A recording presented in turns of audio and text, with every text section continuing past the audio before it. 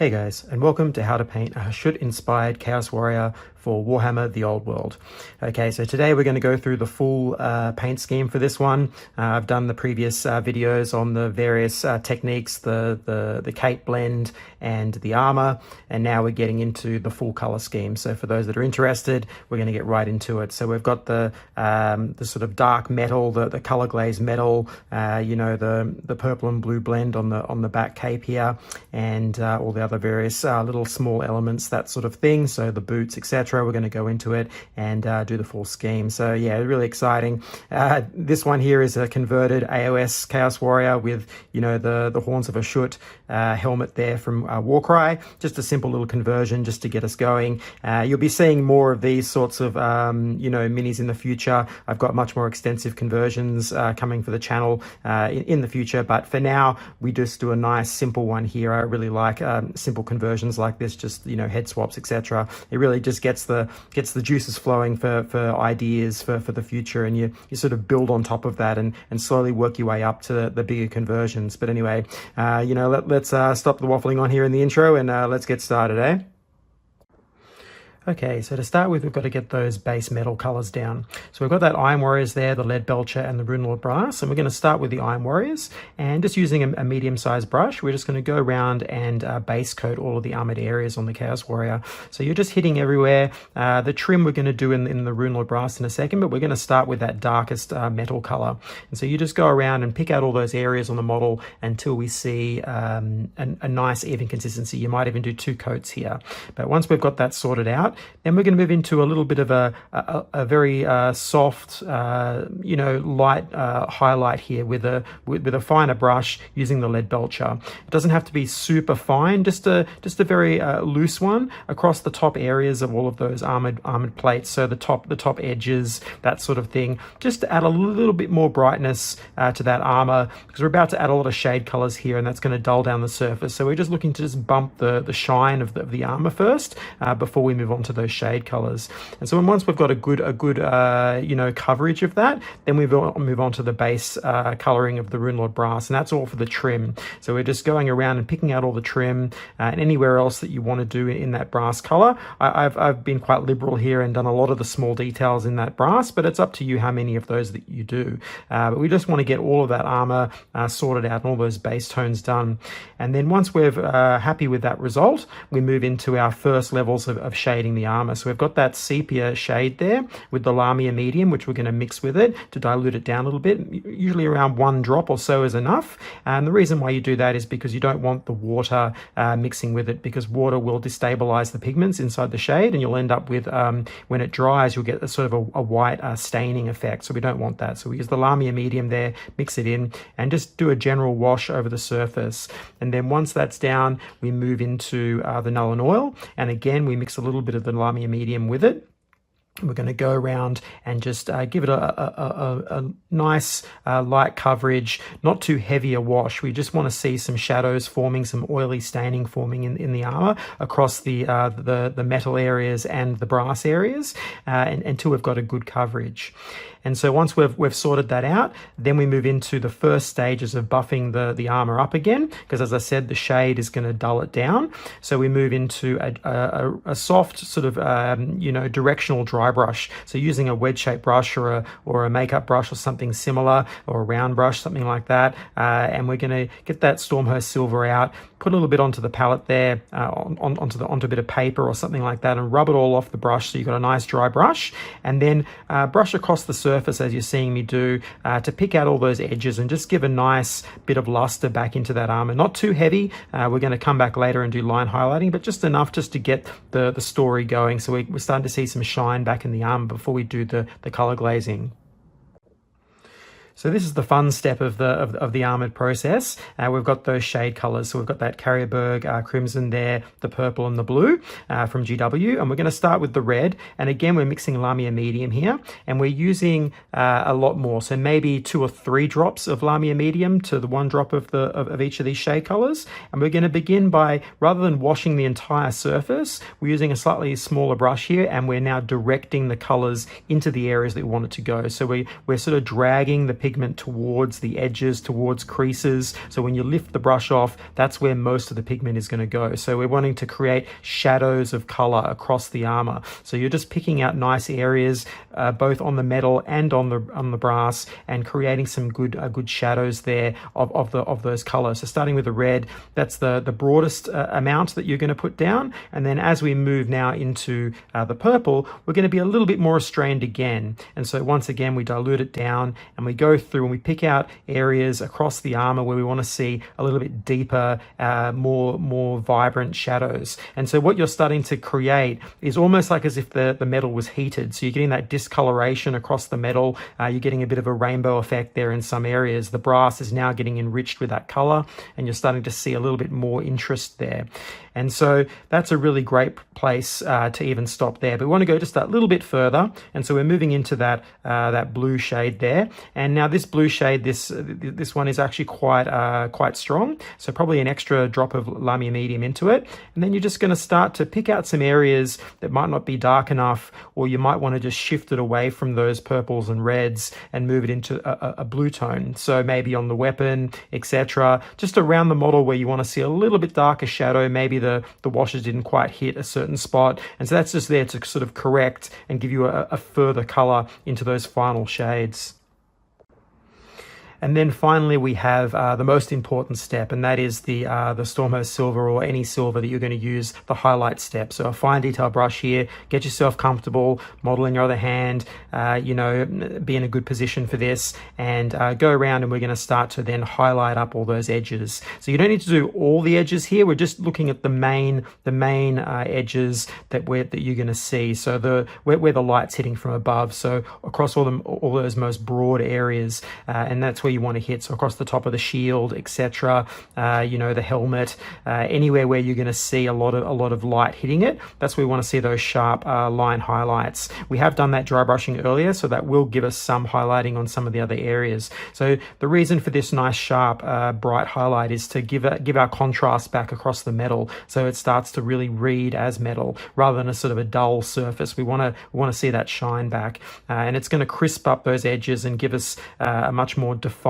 look. So you've got those deep shadows right up into some really bright highlights. So using the tip of the brush, dragging towards you, using the side of the brush against the edge, running it along, that sort of thing, until you've got enough of those highlights down to where it really starts to brighten up and give it that nice shine.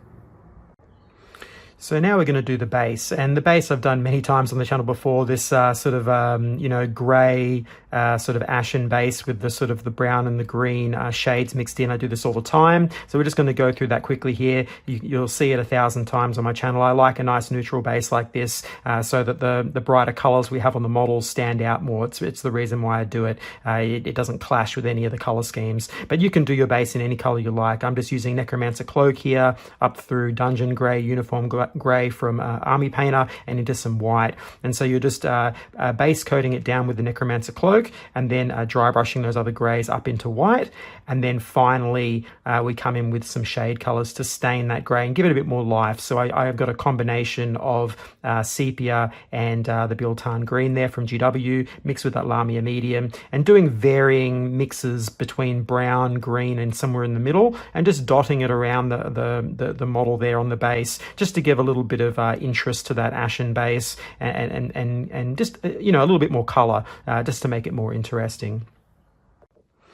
And now we move into re-blacking out some of those areas. So now all the sort of the messy steps have been done. We're now going back to clean up the other areas where we're going to start putting color down. So we want to get rid of any metallic flakes and gray, bits from the dry brushing, that sort of thing, on the cape, the leathers, the boots, anywhere like that's going to be done in another color. Want to go back and just re-black that out. So I'm using Abaddon Black here from GW, but you could use any black you like, and just going in and just touching that up, preparing us now for the main steps of the color work.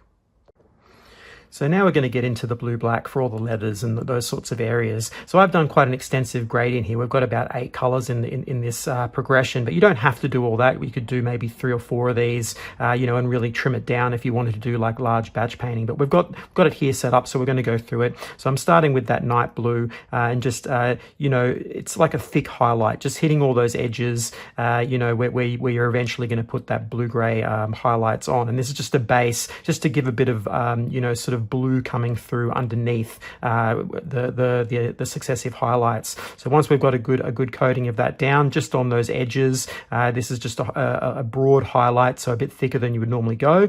Then we move into our first actual highlight step. So this is, you know, the night blue mixed with that sort of mid-tone blue-gray there, and we're just trying to now do our real highlights. So you're moving down a brush, you know, moving in with that brush to get some nice, decent highlights there, maybe flicking the brush out to get some weathering, that sort of thing. And then once we've got enough of that down and you're moving around the model, then you start moving into that mid-tone blue-gray. And so with that, you know, that's your main highlight step. So now we're really trying to hone in on the brightness. So, you know, all the areas that are facing forward and towards the sky above, that's where you want to start hitting most of those highlights. And so once you've got a good lot of that down, you could stop right there, but we're going to move on. And now we've got that lighter blue-gray mixed in with it, so about 50-50 there. And this step, we're now really sharpening up those highlights and hitting less and less of the model. So you're just hitting the very tips or edges or little scratches and so on around those leathers, just to give them a little bit more life. And we're going to move through even more of that light grey mixed in, and then finally the blue-grey on its own. And so you've got a couple of those steps there. And so as we go through, you're just hitting less and less of the model and trying to think about where the light is hitting and how it's shining off those edges. So the lighter you go here, the shinier the black is, basically. I tend to go up quite light. I like a good shiny black because it reads more as black, but you don't have to. You can keep it more in the grey zone. It's up to you. And then finally, I've got a couple of steps here mixed with white, just to really punch up and do what we call a spot highlight. So what we're doing here is just really hitting those little points where you want to see that little sharp point of light, like on the edge of the boot, on the front of the boot there, the edges that you see on the front of the top part of the boot, or across maybe where the straps on the Chaos Warrior are sort of a bit more bumpy towards the sky. You might put a little dot there just to simulate where the light would actually be reflecting from, and that will give you a really nice result. And then finally, using the dark blue, that dark blue-gray, the blue-gray and the white, we're now going to do some dry brushing. And so you'll see me come through just a bit, very much like the base that we did with the other grays. Now we're using blue-grays here. We're starting with, you know, an old scuffy brush and putting the blue on, rubbing it off onto a bit of paper there, and just going through and doing dry brushing steps across the furs, just to build them up. This is a nice fast step. You could hand paint this if you wanted to, but I'm just doing it here in this nice simple way, you know, and it adds a different texture to the model. We're going to do a lot of layering and line highlighting here, very sharp work, and so this gives you a sort of a soft element to the model and a bit of contrast, which I like to do. I think that's nice to do that, and it allows you to speed up here. So you're just going through those steps from the dark up to the light, dry brushing it up. You don't have to wash your brush out in between these steps. You just dry brush each step up and allow the color before it to influence what you do next, and you'll end up with a really nice result. And then we'll move on to the real meat and potatoes of this scheme. So now we're on to the real, you know, the fun part. This is the purple to blue blend. So we've got that, you know, double gradient there going through night blue through purple up into the toxic mist. And on the other side, we've got that Cantor blue from GW and the night blue, and moving up through the toxic mist there on that side. So you've got like a very blue style gradient there, and then a blue to purple, almost lavender style there up into the toxic mist. So toxic mist is our mother color, which is being used to highlight both, to tie it all in together. So you'll see me come in there and do the base coat and just build that blue in. And then once we've got that down, we move into the night blue and purple mix. And this is your, I guess, your base color. And what you're doing is you're painting from the top down to about a little bit past halfway. And you'll see me just hitting those raised edges on the cape and just getting that nice, good, solid base of that blue purple down. And then once we're happy with that, we move into I guess the mid-tone for this highlight, and we've got that purple color, that royal purple. And so again, you're not trying to go all the way down the cape, you're going about halfway or so, and just hitting those main edges. This is like a broad highlight, I guess. So you might use a medium-sized brush or even a smaller one. And once you're happy with the results, then we start moving into the real highlight stages. So what we're doing here is we're using that purple mix with Toxic Mist, and now you're using a fine detail brush and you're starting to line down those highlights, going about halfway, not worrying about trying to finish them off all together, because we're going to join them with the other color later. So you just go through and do that around the model, also putting a few flicks and scratches and so on. This is a Chaos Warrior, so you want to add a bit of life into it. And then finally the next mix, which has more of the Toxic Mist. It's not quite Toxic Mist yet, and we're using that to then highlight further. So that's going further up the cape towards the top to get a bit more brightness at the top, and just giving us a bit more definition. And then before we finish that off, we're going to do the bottom half of the cape. So we've got that Cantor blue there, and you're just highlighting, feathering out on the bottom of the cape there, and just building in that blue. And that's a really important stage to really start linking those two colors together. So then we've got that Toxic Mist mixed with Cantor, which is probably about 50-50. And this is where you're starting to do that same process of that thicker highlight, hitting those edges, starting to join the highlights together, and just building that in. And then you've got your next step after that, which is more Toxic Mist mixed in, which is probably like a 3/4, 1/4 there, and you're just going to be just hitting those nice fine highlights. That's a fine detail brush there. You'll see me come in and just line that in. And then finally we move back to the purple. And here we're using that Toxic Mist that's got a little bit of influence with that purple, but it's basically Toxic Mist. And now we're re-highlighting up the top of the cape. And so we go through and just hit those top areas. And now you can bring that line all the way down if you want to, and start to join those together. And again, we'll move to the other Toxic Mist and we'll go up. And so you're starting to unify the highlighting process across the cape. And that's a really important step. For the final stages, we're starting to now balance the highlights across the whole cape. And so you've got that blue influenced one with the white mixed in, and that's going to start to be your spot highlights for the bottom of the cape. And once you're happy with that level, then you move into, finally you'll see me at the end come in with the purple one, which is slightly influenced by the purple, but it's mostly Toxic Mist with white, and that's going to start to influence the top area. So you're hitting those little spots of light across the top to give you a nice balance from top to bottom, and you'll get a really, really lovely blend. And now we've got that turquoise little loincloth there that all Chaos Warriors seem to love to have. And I'm doing mine in a sort of a turquoise color. These are colors you've seen many times on the channel. So we're going through that night blue, just building up the color there, basing it out so we're not going from black. And then once we've got that down to a satisfactory point, then we move into our first sort of layering or base colors of this turquoise. So we've got that night blue mixed with the turquoise, and you'll see me just come in and begin basing that out, leaving a little bit of that dark blue in some of the deeper recesses, but this is the real color of this loincloth. And then moving into the straight turquoise there, which is a bit like a highlight. Now we're leaving a little bit more in the shadows, going towards the tops of the cape surface, so the raised areas on it. And then once we're happy with that result, then we'll move into the real highlighting stages. So we have turquoise mixed with Kraken here, Kraken skin, which is a bright green color, and then that's going to give us our first highlight. And we want to just drag that down and hit those edges and give it a really nice sharp look, and feathering it out, maybe doing some little scratches there, as this is a Chaos Warrior, and then moving into the Kraken skin there, pure, which is going down now towards the bottom of the cape. So we're getting a sort of a bit of a gradient happening there with the highlights, and across the top there where the folds are. And once we're happy with that result, then we move into finally then a couple of steps of white mixed in. And these are more your spot highlights. So you're just gauging how far you want to go with this, you know, how much of the cape do you want, or the loincloth do you want to be the brighter tone. I tend to sort of make it fade brighter on the ends. This isn't totally realistic, but we're looking at like something that looks nice on the model, so I tend to go up a little brighter there on the ends and put those spot highlights, but it's up to you on how far you want to push this.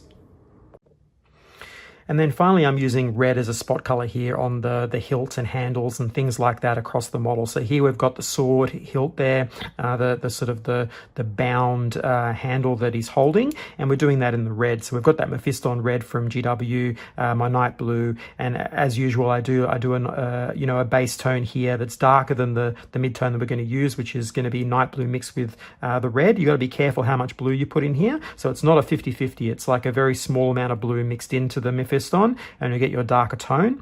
And I'll base coat that down. You'll see me do this just like all the other steps. We're basing it, and then we're using Mephiston, and then Mephiston mixed with orange, and then orange, and then orange with yellow in successive steps to do the highlighting across those little bands. So you don't have to be like super careful here. You can just do a little bit. I tend to just to focus on the part of the handle that's facing forward and do most of my highlighting there. I don't try to meticulously highlight every little edge all the way around. I just hit the front and then go to the back and hit the back a little bit, because mostly you're only going to see it really from one angle, and so I don't tend to focus too heavy on doing highlighting all the way around, unless it might be like your leader or your general or something like that. But a rank and file troop like this in a unit, I'm not going to be worried about doing full highlighting all the way around those straps, just around the front where you can see it, and a little bit on the back, and that should give you a really lovely result. And there we go, one Hashut Chaos Warrior all done. Let's take a look. Yeah, so you can see how it comes out, you know, all the colors come together there, you know, my nice little blend on the back, and the teals and the red and so on. It all just goes together with those color glazed armored areas and so on. So it's a fun color scheme. You know, it's a riff on many techniques that we've done before, just now on a Chaos Warrior. And you know, for the one true god Hashut, it's pretty cool. Just in addition, you know, I added the yellow and sort of purple color here on the runes, and a little bit of colors here on the claws on the back, but they're really up to you in terms of what colors you want to use. I chose yellow there because it's a nice pop color against the blue and the purple, but you could choose red or green or any color really as your little pop color there on the runes, just to help draw your eye towards the face and the focal area of the model. But that's really up to you. I've left that to your decisions if you're doing this color scheme. But otherwise, yeah, this is a pretty fun one. So, you know, in the future, we're going to go through and do more. I've got a bunch of videos planned for this series of videos on this color scheme and army. It should be really fun to see it all come together. But I hope you've enjoyed this. I'll leave a nice image for him at the end and the paint list as I normally do. But I hope you enjoyed this. Please hit the like button and subscribe button. It really helps me out. And I guess I'll catch you on the next one.